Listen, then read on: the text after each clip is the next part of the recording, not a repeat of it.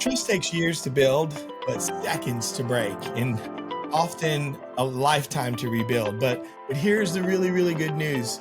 Broken trust doesn't have to be the end of the story, or your story, my story. So in this episode, which is part 2 of this trust series, we're going to dive into how to earn trust once it's been broken.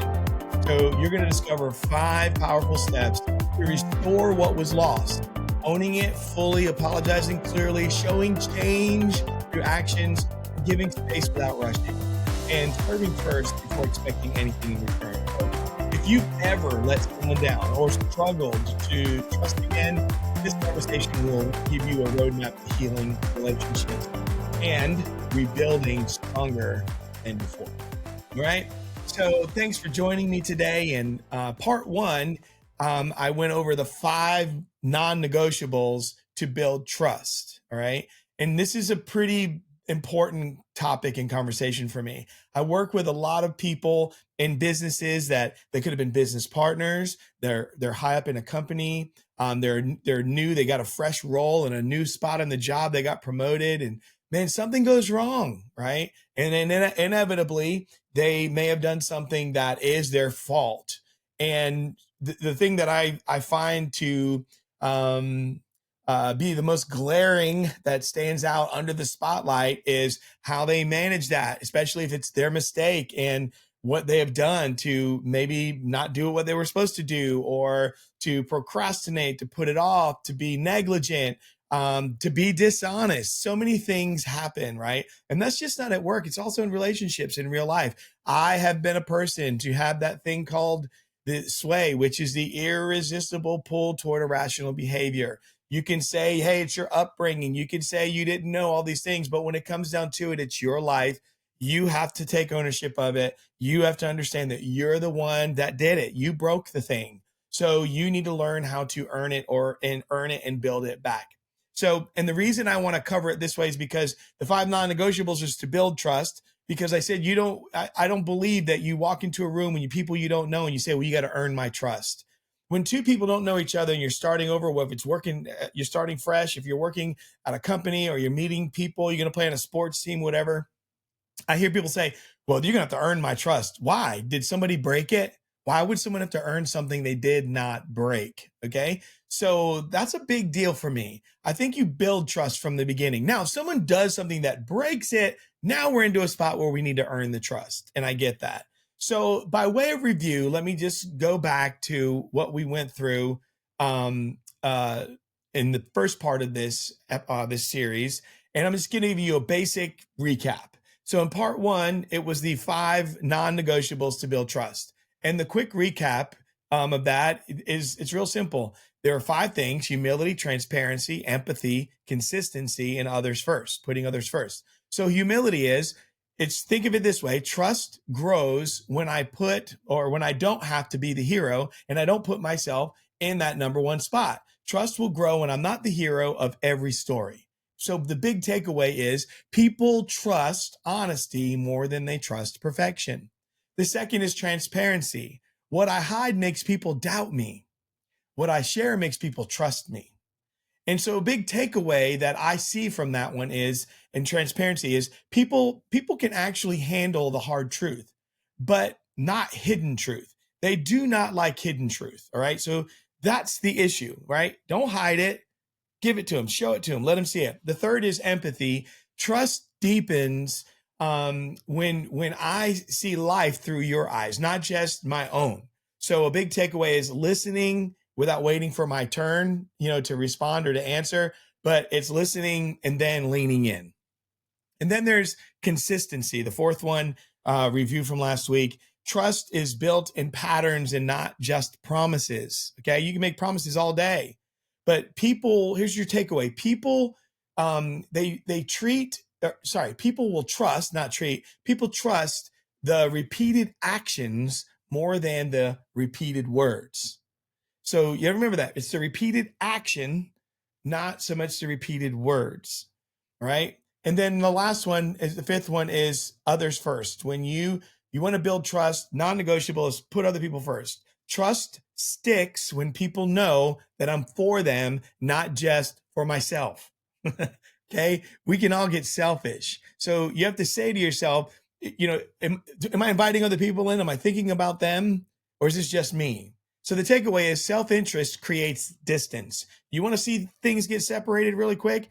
Just go into your own self-interest. But genuine care, what it does is it creates a loyalty that brings people together. So those are those five. Those five are, for me, the foundation for building trust. I call them the non-negotiables for building trust. But here's the reality, okay? Sometimes trust gets broken. And when it does, the question becomes, how do I earn it back? Like, that's a great question. How do I earn it back? Now, there's all kinds of ideas, all right? Now, I'm going to be speaking to you from experience. These are things that I personally have had to do to earn trust back after I've broken it. And I have great friends that listen to my show, and they know these are people that are close to me, that they know what I've been through. They know my story. They know my life.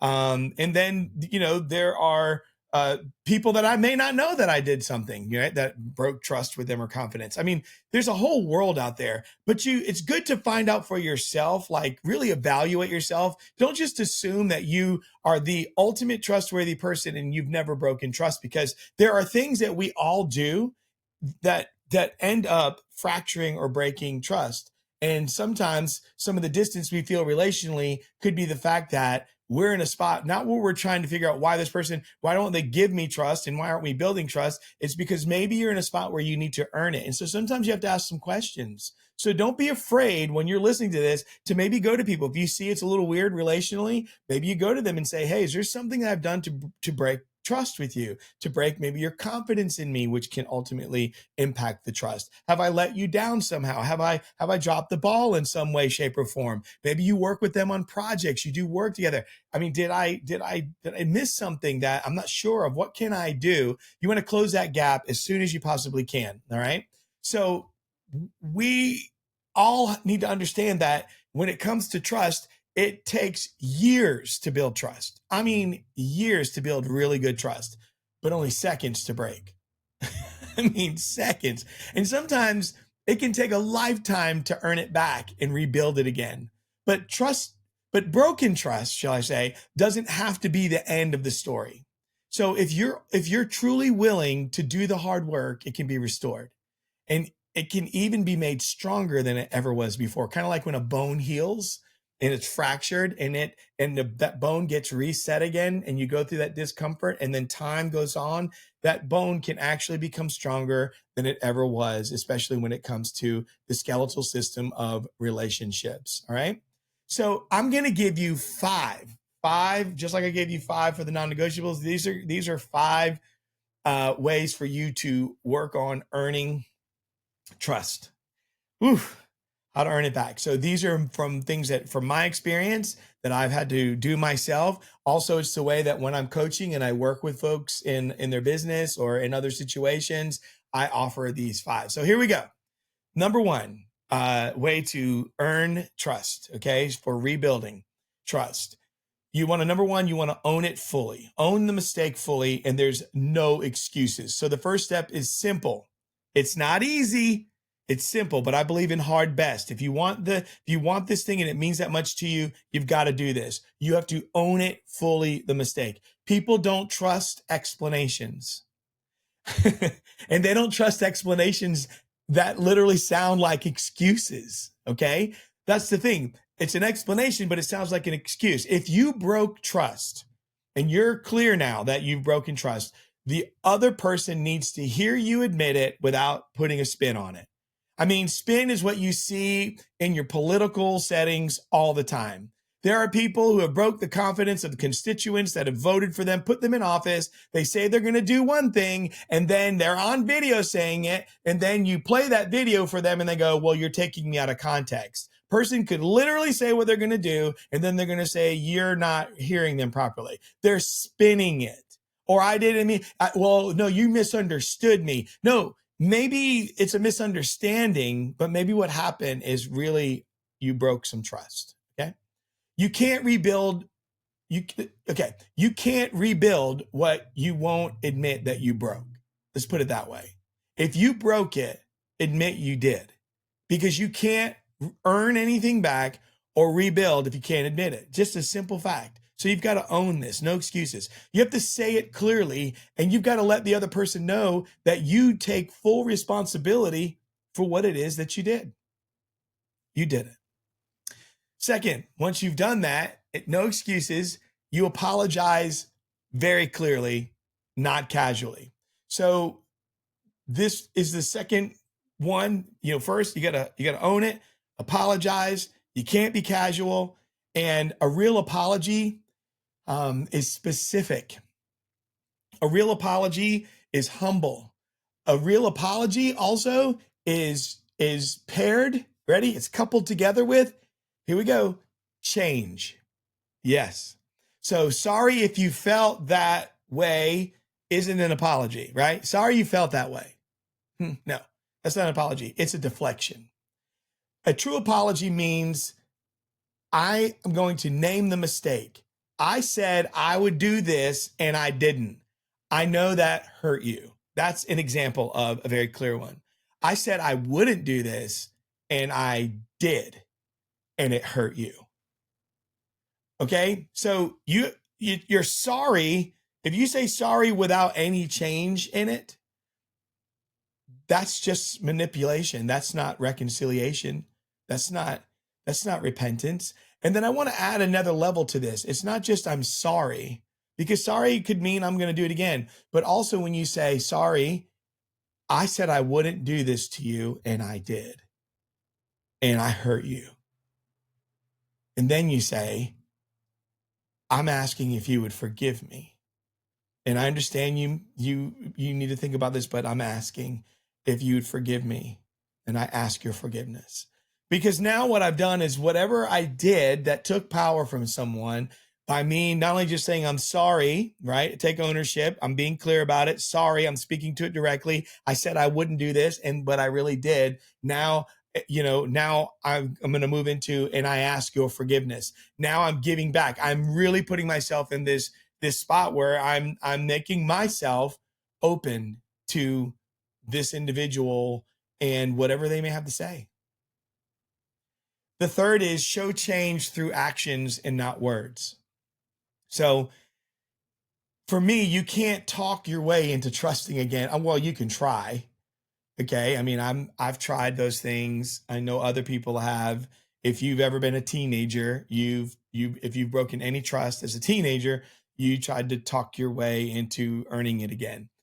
The only way you can get that started in the process of earning, to get trust and build back into it, is you can only behave your way into it. It's all about changed behavior. So that means your next step is new patterns. Remember we talked about before, it's people look for, it's the patterns, not just the promises, right? So you have to make sure that you get a new pattern going. What's the new pattern that I'm going to establish? And then that new pattern lived consistently over time is when you're going to find yourself in an opportunity to not just earn, but now rebuild the trust. Promises, so earning it is getting in the door again and getting in the conversation. That opens the door possibly for rebuilding, meaning that person says, I trust you enough, not just to say, hey, I trust you, you're trustworthy, but I keep you at a distance. It means I'll let you come close to me again and we can rebuild, okay? Promises might get you a second glance. Hear me out. You can say, I promise I'll never do that again. It may get you a second glance, but only patterns are going to give you a true second chance. So promise, I get another look. Pattern, I may get another chance. So trust doesn't return in a moment. It returns in a pattern. You want to get back into the pattern of showing and demonstrating consistently that you are doing the opposite now, okay, of what ended up breaking the trust in the first place. Number 4 is you want to give space. Don't demand them to hurry up. Come on, man, I apologize. I said, I'm sorry. I asked for forgiveness. Let's go. Why can't you let it go? That's a big mistake. Why are you camping out here? What more do you want from me? Do you want blood from me? That's what a person says when they're guilty. That's what a person says when they still feel bad and they feel ashamed. So for me, I don't want anyone to, if you've done something wrong, I don't want you under guilt and shame. There may be people that want to punish you with that. but they don't want to be punished with it when they do something wrong. So I get that. That's how we are as humans. Sometimes we weaponize that stuff on people, and we can really beat people up with the mistakes that they make. And no one deserves to be pummeled like that. Okay. Now, and if a person doesn't want to change, then that's when you just don't get around them anymore. You just need to separate yourself. But you've got to give space. Number 4, don't demand it. Don't demand speed. When you've broken trust, you don't get to control the timeline for healing. You're not in control. The other person decides when, or, ready, even if they want to trust you again, or they will ever trust you again.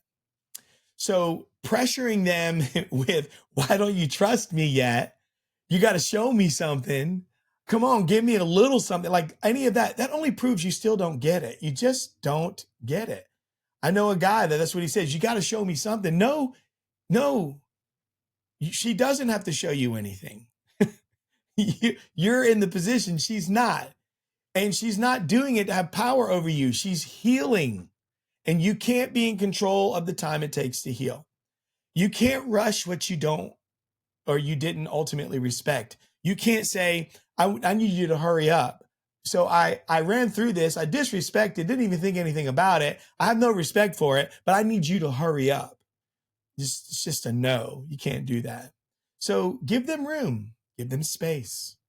Let your actions, right, and your patterns and the change, let it breathe. Let it breathe over time. And then the 5th one is serve first and expect later, right? You want to do the serving first, expect later. When trust is broken, it's natural to want things to go back to normal. I mean, that's what we want.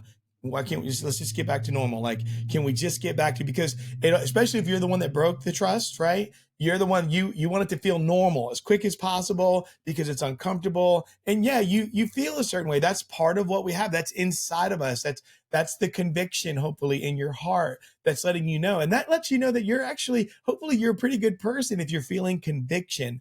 But if it's just because you just want to feel better, again, that's not you really wanting to change. If it's just, I just don't like feeling this way. I caused this situation. I don't like feeling this way. If you would just say it's okay, we can move on. I don't think you get it. You're just not getting it. When you break that trust, you can't just get back to normal. But the path back isn't about you getting what you want anyway. It's about proving to them that you're for them. It's proving you're for that individual where you broke the trust. I am for you. So serve without an expectation. Do things without expecting anything back. Celebrate when they win. Celebrate what they're doing that's successful. Add value without asking for any reciprocation or payback. Just do it. Add to their life. Because if they felt they've been disrespected, harmed, or hurt by you, they feel like you've taken something from them anyways. So just add something with nothing back. Just add into their life. Don't look for a thank you even. Just do it. And consistency is selflessness. And when consistency in the selflessness, let me put it that way, that is what's going to reopen the door. And so over time, that's going to be what restores that foundation again of trust, right? So when you have selflessness and consistency, that's the thing. I'm going to be consistent with my selflessness. I'm going to serve. I'm going to have a pattern of service, a pattern of giving, a pattern of adding value, and I'm going to invest into you so that you can see that I do that without anything back. And it's not so I can it's okay, I forgive you. That's not the reason you're doing it. You're doing it because you recognize you've devalued that person, period. That's why. So let's put it all together. How do you earn trust once you've broken it? All right.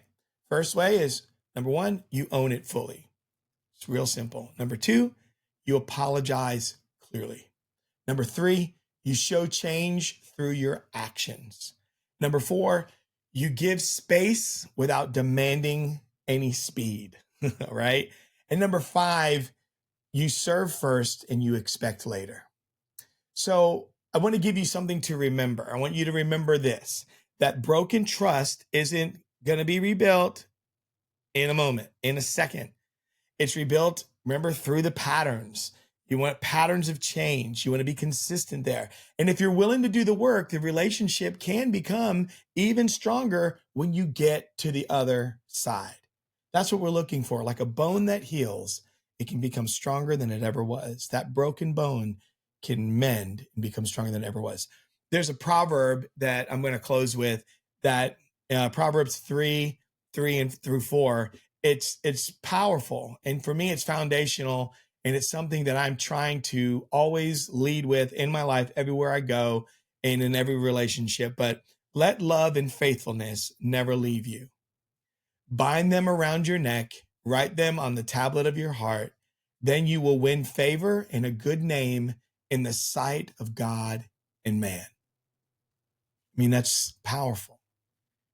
That you want that favor. You want favor with God. You want favor with man. You want that.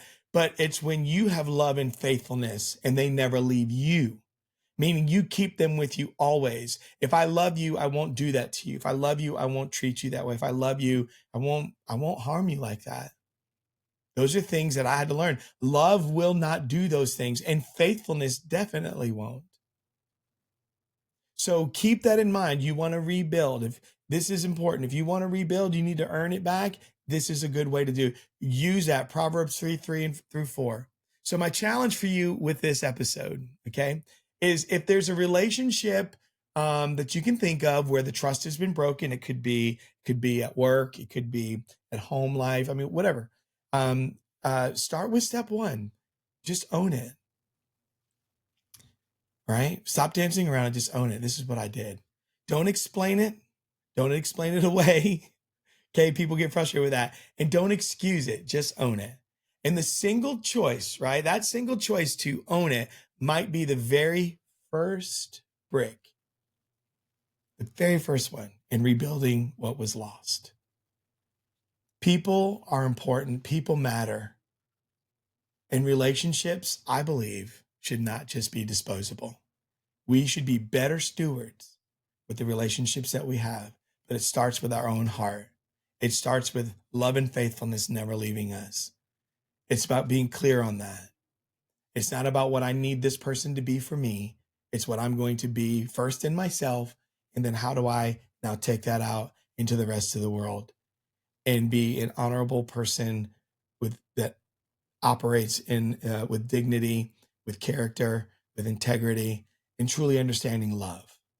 We all make mistakes. Some people see mistakes. Some people see yours, and some people don't.